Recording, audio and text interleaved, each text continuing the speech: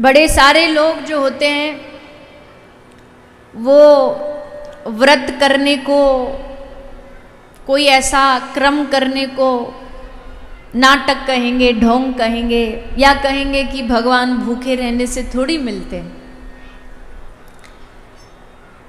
बात उनकी भी सही है, जचती तो है कि हाँ भूखे रहने से ही थोड़ी भगवान मिल जाएंगे, पर व्रत का मतलब भूखा रहना ही नहीं होता। ये तो हमने ये बात चला दी कि व्रत मतलब कुछ ना खाओ बस व्रत हो गया, भूखे रह लो व्रत हो गया। असल में व्रत का मतलब होता किसी चीज का नियम, किसी चीज का अनुशासन, किसी चीज की मर्यादा। जैसे कोई कहे मैं आज व्रत लेता हूं, मैं 10 दिन तक ये नहीं करूंगा, मैं व्रत लेता हूं महीना भर तक मैं मौन रहूंगा। ये सब क्या है? ये नियम है, अनुशासन है, मर्यादाएं हैं। यानी कि अपने जीवन को मर्यादा में रखने के लिए, अपने जीवन को कंट्रोल में रखने के लिए कुछ ना कुछ व्रत व्यक्ति को जीवन में लेना चाहिए। उससे क्या होगा? बोले उससे हमको हमारे जीवन में हमारे भीतर जो शक्ति है, हमारे भीतर जो आत्मनिर्भरता है वो बढ़ेगी। हमारे अंदर हमें स्वयं हमारे मन को शक्तिवान, ऊर्जावान महसूस होगा। क्योंकि मन जितना स्थिर होता है, मन जितना मर्यादा में रहता, मन जितना अनुशासन में जीता है, उतना ही मन पावरफुल बन जाता है, शक्तिशाली बन जाता है। फिर अब मन हमारे ऊपर नाचे ऐसा नहीं होगा, हम मन पर नाच सकते हैं। यानी अब हम मन को कंट्रोल कर सकते हैं। अभी क्या हो रहा है? अभी मन हमको कंट्रोल करता है। अभी मन हमसे कहता है, जैसे किसी छोटे से बच्चे से का मन कर रहा है, वो ये नहीं कहेगा कि उसके जीवन में उसके हाथ में क्या है। वो कह रहा है मन कह रहा है कि आज ये खा ले, इसलिए मेरा मन कर रहा है। तो यानी कि ये जो मन है, इसके नचाए हम नाचते। तो उस मन को ऐसा शक्तिशाली बनाने के लिए इस मन को कुछ नियम देने पड़ते। मन कह रहा आज हमको ये खाना है, लेकिन हमने नियम ठान दिया, बोले नहीं आज ये नहीं खाना। मन कह रहा आज यहां जाना है, पर हमने मन को नियम दे दिया नहीं, हम आज के दिन यहां नहीं जाएंगे। अब क्या होगा? अब भी मन ऐसे में ऐसा करने से रुक थोड़ी जाएगा, उछलेगा। जब एक शेर को पहली बार शिकारी पकड़ता होगा तो सोचो एक हिंसक शेर को पकड़ना कितना मुश्किल काम होगा।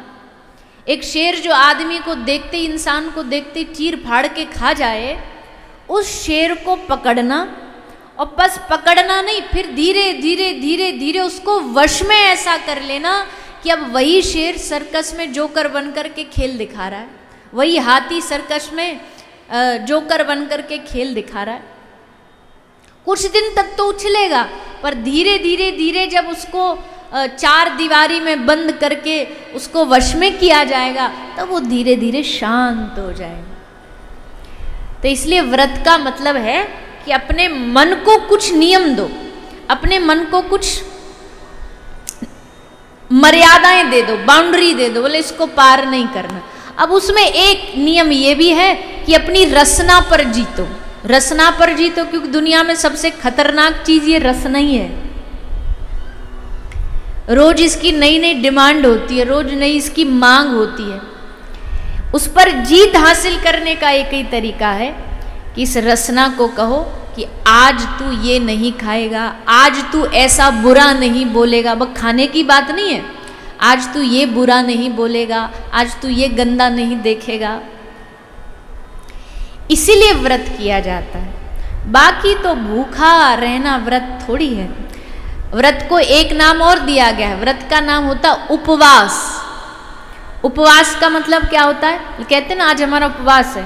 उपवास का मतलब होता है ठाकुर जी के नजदीक रहना। दिन के और बाकी के दिनों में भले तुम उतना भजन नहीं करो, पर आज के दिन और अधिक भजन करना ही उपवास होता है, वही व्रत होता है।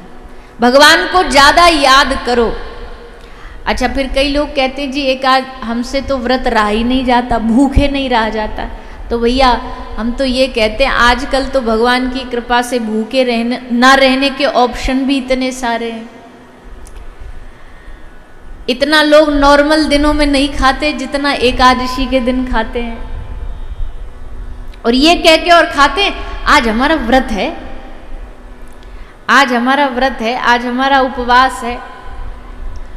तो खाने की तो खैर कोई मनाही नहीं है, जो ऐसा रह सके कि कुछ नहीं खाना पीना वो अलग बात है।